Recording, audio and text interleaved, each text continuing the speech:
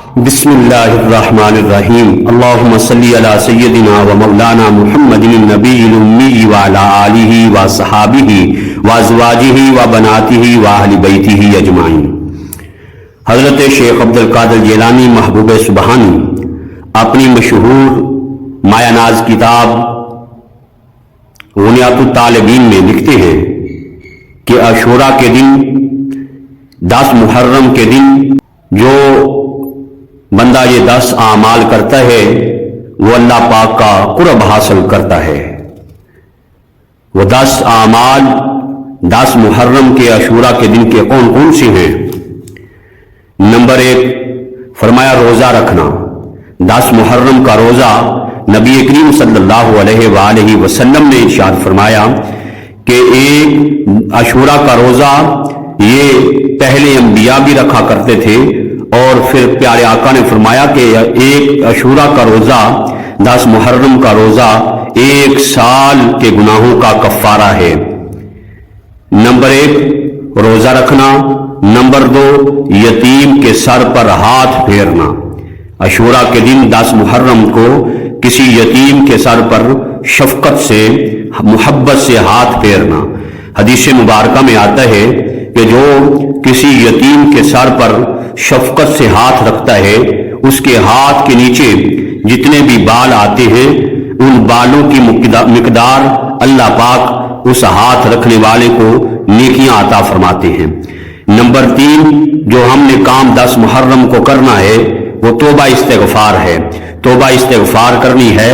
بعض روایات میں آتا ہے کہ حضرت آدم علیہ السلام کی توبہ 10 محرم کو قبول ہوئی۔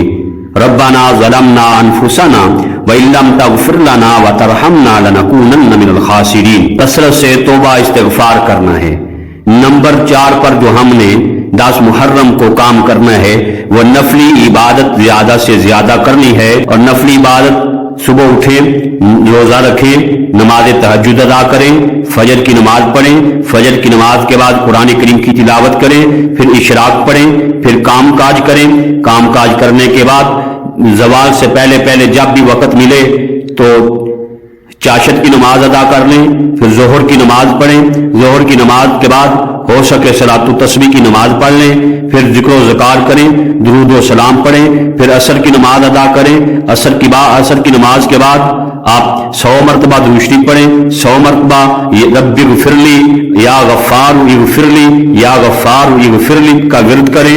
پھر مغرب کی نماز ادا کر کے آپ صلاۃ الاوابین پڑھیں، پھر آپ عشاء کی نماز پڑھیں، عشاء کی نماز پڑھ کے درود شریف پڑھتے ہوئے سو جائیں۔ یہ نفلی عبادت کثرت سے یوم عاشوراء 10 محرم کو کرنی چاہیے۔ نمبر 5 پر جو اعمال لکھے ہیں عاشوراء کے 10 محرم کے، نمبر 5 پر بیمار کی تماداری کرنی ہے، بیمار پرسی کرنی ہے۔ نبی کریم صلی اللہ علیہ وآلہ وسلم نے فرمایا کوئی کسی بیمار کا حال معلوم کرنے کے لیے، حال چال پوچھنے کے لیے، بیمار پرسی کرنے کے لیے اپنے گھر سے نکلتا ہے تو 70,000 فرشتے اس کے لیے بخشش کی دعا مانگتے رہتے ہیں جب تک واپس نہیں آ جاتا۔ نمبر 6 پہ جو ہم نے کام کرنا ہے وہ غسل کرنا ہے۔ بعض روایات میں آتا ہے کہ جو عاشوراء کے دن 10 محرم کو غسل کرتا ہے اللہ پاک اس کی برکت سے اس کی تمام بیماریاں دور فرما دیتے ہیں۔ نمبر 7 پہ جو ہم نے 10 محرم کو کام کرنا ہے وہ پیاسے کو پانی تو پیاسے کو پیانا، وہ محرم ہو وہ عاشوراء کا دن ہو جو بھی دن ہو، پیاسے کو پانی پلانا۔ نبی کریم صلی اللہ علیہ وآلہ وسلم نے فرمایا کہ جو کسی پیاسے مسلمان کو پانی پلاتا ہے اللہ پاک کل کے دن جب پیاس کی شدت سے زبانیں حلق سے باہر آ رہی ہوں گی، منہ سے باہر آ رہی ہوں گی، حلق خشک ہو جائیں گے، اس وقت اللہ جو مسلمان دنیا میں کسی پیاسے کو پانی پلائے گا اللہ پاک اسے قیامت کے روز میرے حوض سے پانی پلائیں گے۔ نمبر 8 پر دسترخواں وسیع کرنا چاہیے، کشادہ کرنا چاہیے۔ حدیث مبارکہ میں آتا ہے کہ جو 10 محرم کو عاشوراء کے دن اپنے اہل و عیال پر، اپنے گھر والوں پر کشادگی کرتا ہے اللہ پاک اس عمل کی برکت سے پورا سال اس کے اوپر کشادگی فرماتے ہیں۔ گھر والوں پر خوب کشادگی کرنی چاہیے، اس عمل کی برکت سے پورا سال جو ہے کشادگی ہی کشادگی رہے گی۔ وسعت ہی وسعت رہے گی۔ نمبر 9 پہ صدقہ خیرات، یوم عاشورہ 10 محرم کو صدقہ خیرات کریں۔ بعض روایات میں آتا ہے کہ جو بندہ 10 محرم کو صدقہ خیرات کرتا ہے ثواب کی نیت سے، اللہ پاک سے پورا سال صدقہ خیرات کرنے کا ثواب عطا فرماتے ہیں۔ اور فرمایا یوم عاشورہ کے دن 1 روپیہ صدقہ کرنا 7 لاکھ روپیہ صدقہ کرنے کے برابر ہے۔ اور 10واں کام، آخری کام جو ہم نے یوم عاشورہ میں کرنا ہے، 10 محرم کو کرنا ہے، وہ آنکھوں میں سرما ڈالنا تو ویسے ہی سنت ہے، اور سرمے کی وجہ سے آنکھوں کی بینائی تیز ہو جاتی ہے۔